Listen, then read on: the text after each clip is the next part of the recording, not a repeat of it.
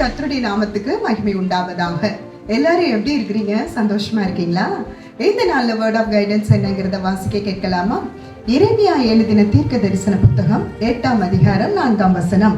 நீ அவர்களை நோக்கி, விழுந்தவர்கள் எழுந்திருக்கிறதில்லையோ, வழி தப்பி போனவர்கள் திரும்புகிறதில்லையோ என்ற ஒரு கேள்வியை ஆண்டவர் தீர்க்கதரிசி மூலமாக அங்கே தம் ஜனத்தோடு பேசுகிறார்.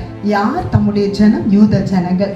மனம் திரும்பாத ஒரு வாழ்க்கையில, ஒரு வழியில அவங்களுக்குன்னே ஒரு பேட்டர்னை வச்சு வாழ்ந்துகிட்டு இருந்தாங்க.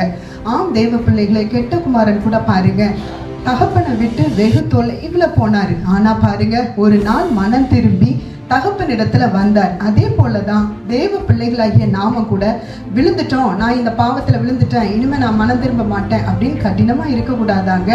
விழுந்தாலும் பரவாயில்லப்பா, நீ எழுந்துரு, என்னிடத்துல மனம் திரும்பு, நான் உனக்கு இளைப்பாறுதலை தருவேன், நான் உனக்கு பாவ மன்னிப்பு கொடுப்பேன் அப்படின்னு ஆண்டவர் சொல்றார்.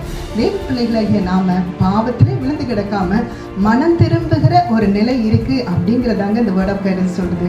ஆகவே விழுந்திருக்கீங்களா? எழும்புங்க, கர்த்தரை நோக்கி பாருங்க, மனம் திரும்பின ஒரு வாழ்க்கை வாழுங்க. கர்த்தர் உங்களை ஆசீர்வதிப்பார். God bless you.